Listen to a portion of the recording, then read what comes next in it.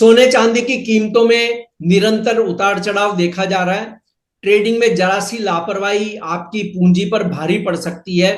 Gold silver की मौजूदा trend, सही एंट्री और एग्जिट पॉइंट, किन टेक्निकल संकेतों पर रखें नजर और रिस्क मैनेजमेंट कैसे करें, इस पर बात करेंगे एक्सिस सिक्योरिटीज के रिसर्च एनालिस्ट दिव्य गगलानी से। मैं हूं कमल शर्मा। दिव्य जी, आपका स्वागत है मोलतोल में। नमस्कार कमल जी। जी एडवांस में हैप्पी दशहरा आपको और सभी मूलदुल के दर्शकों को। जी, नमस्कार। आपको भी दशहरे की शुभकामनाएं।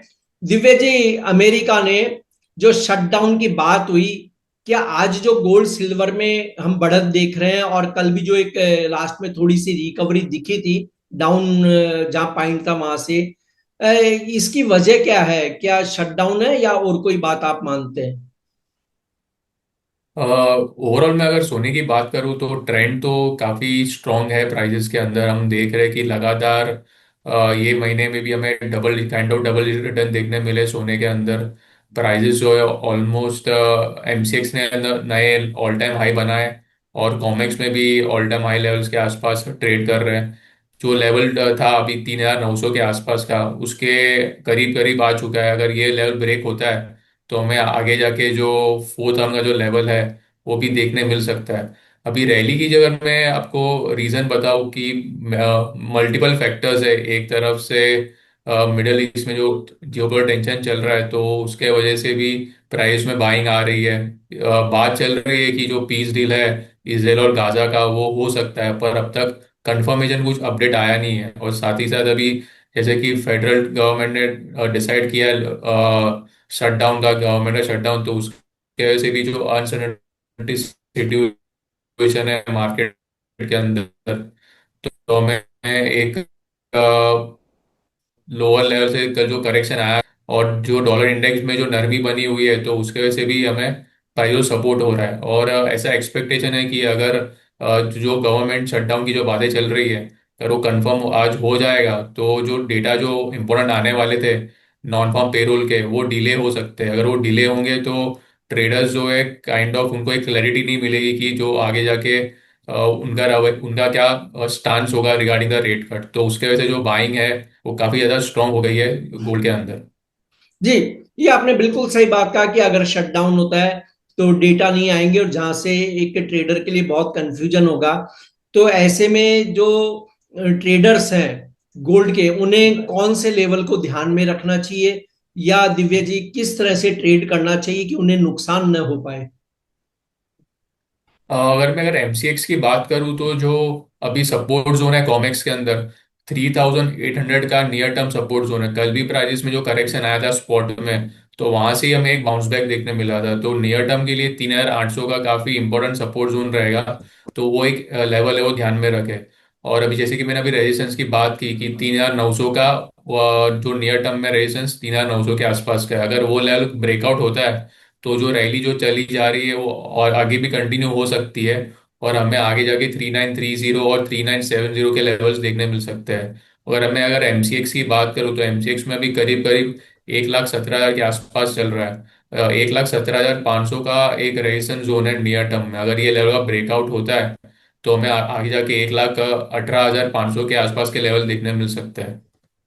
जी, और सिल्वर के लिए आप क्या राय देंगे? क्योंकि सिल्वर ने भी काफी अच्छी बढ़त बना चुका है। तो ऐसे में सिल्वर के ट्रेडर को क्या करना चाहिए? सिल्वर की मैं बात करूं तो काफी ज्यादा स्ट्रॉन्ग ट्रेंड में है। 14 ईयर का जो हाई है सितंबर मंथ की मैं बात करूं तो हिस्ट्री में पहली बार एक क्वार्टरली क्लोज हमें देखने मिला है $40 के ऊपर। तो एक इटसेल्फ वो एक बुलिश साइन है प्राइजेस के लिए टेक्निकली।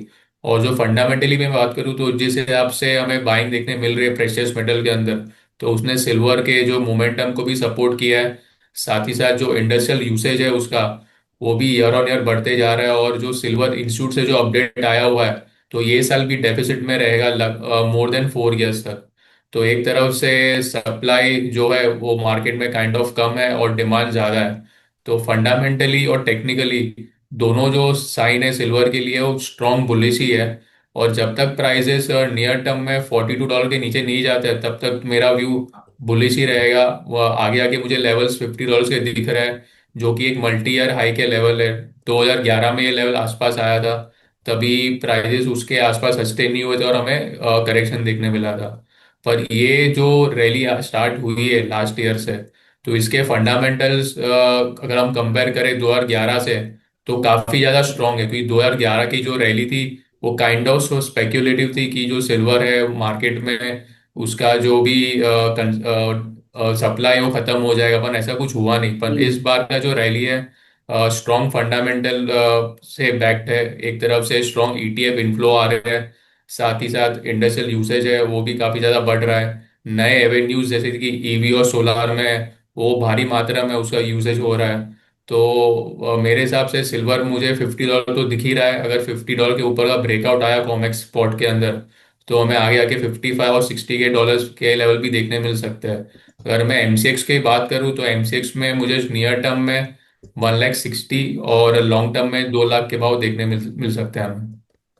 जी दिव्य जी, आप देखिए यहाँ पर एक सवाल आता है कि प्राइस गोल्ड और सिल्वर दोनों के बहुत ही ऊंचे हैं।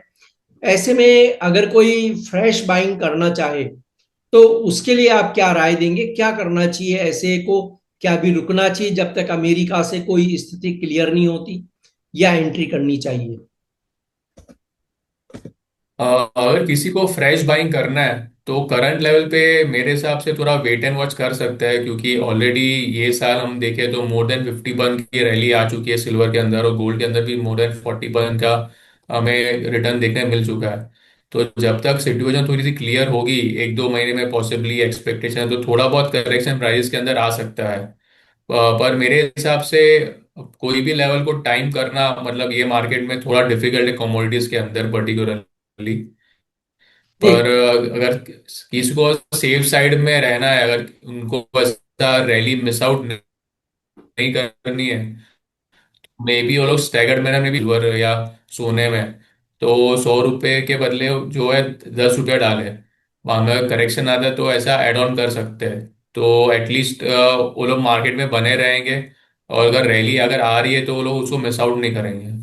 ये, और दिव्या जी अंतिम सवाल यह है कि गोल्ड सिल्वर जो रेशियो है वो क्या सिल्वर के फेवर में और बढ़ता हुआ नजर आ रहा है आपको?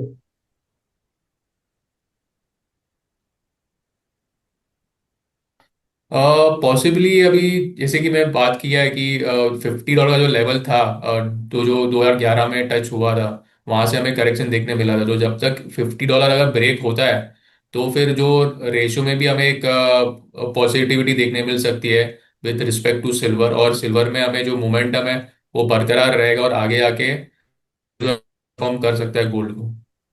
जी आपका कोई डिस्क्लेमर?